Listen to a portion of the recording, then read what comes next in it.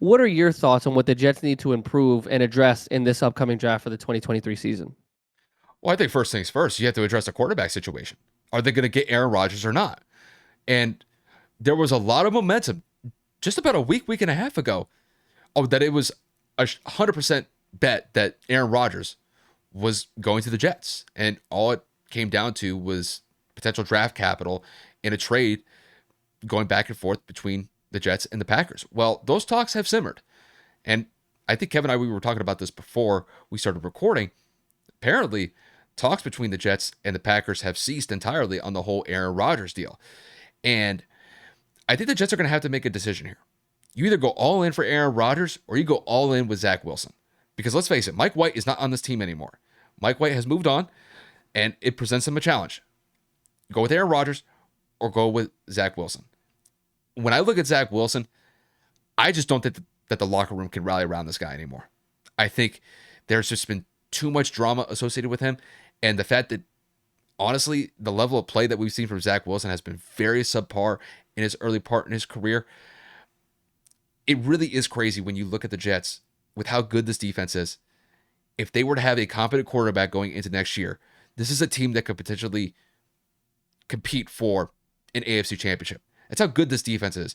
And if you get a competent quarterback in there like Aaron Rodgers, this team can literally change overnight and be a huge contender in the AFC. So they're going to have to figure this out sooner rather than later because the draft is coming up within a month. We're not that far away from it. And if it were to happen, maybe it'll be closer to the draft that maybe the Jets and the Packers can maybe figure out some sort of trade. But to me, first and foremost, they have to focus on getting a competent quarterback. And I think if they were to stick with Zach Wilson, I think that would be a mistake.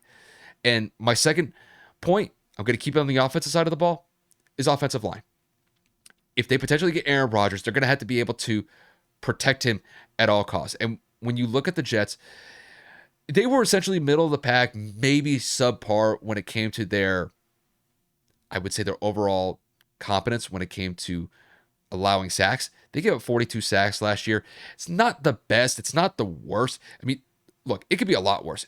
You could be a team like the Denver Broncos who gave up over 60 sacks last year as a team. They're not that bad, but there's definitely some room for improvement. I think if they could trim it down into the 30s, maybe the high 20s, I think that would serve them well.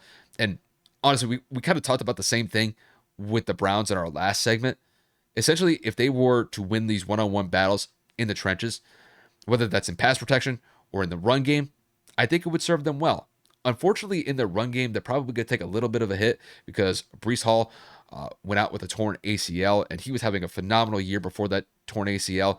So the run game may be a little bit behind the eight ball until Breece Hall is able to come back and be 100% effective.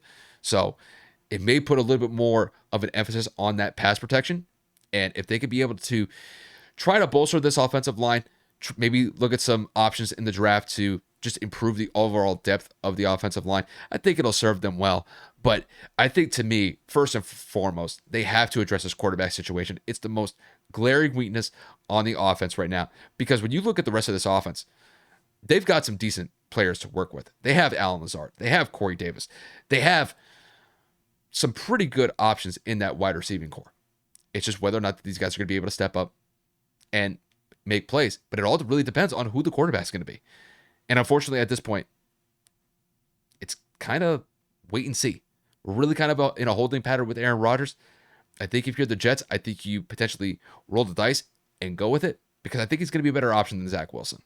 But as of right now, just to kind of focus on the offense, I would say the two biggest things, quarterback and offensive line. I'll just leave it at that. So obviously those are two massive pieces, and I know what you're thinking. The third one's got to be offensive.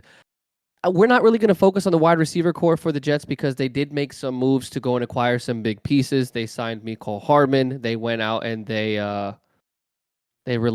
traded Elijah Moore. Who was the other receiver that they acquired? We were just talking about for a second. You know what's funny? Literally, we were just talking about him. I was kind of drawing a blank on their wide receiving core.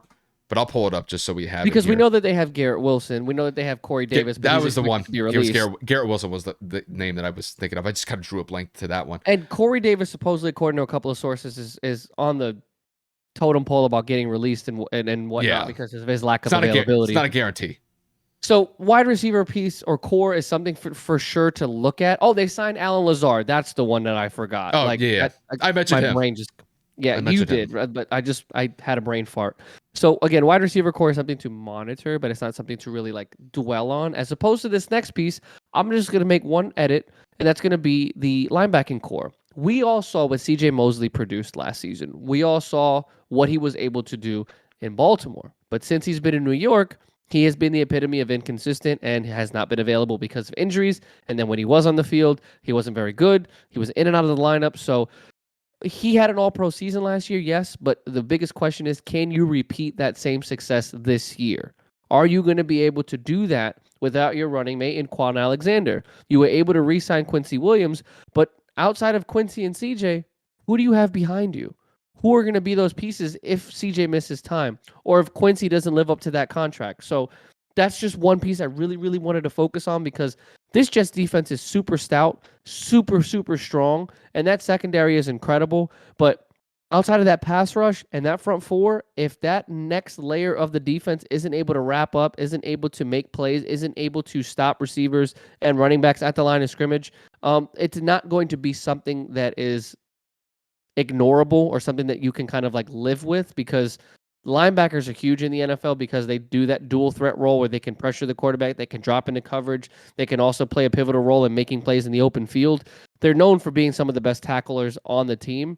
If you don't have a good core of linebackers, if you don't have depth in the linebacker room, that is not going to bode well, especially when you're leading, or should I say your leader of that room is for the lack thereof, just not really available at the worst. Excuse me, at the most important time. So we'll see what happens this season. We'll see if CJ can repeat the same success. But for me, if I had to give them 1 point, it's got to be just add a little bit of depth at that room.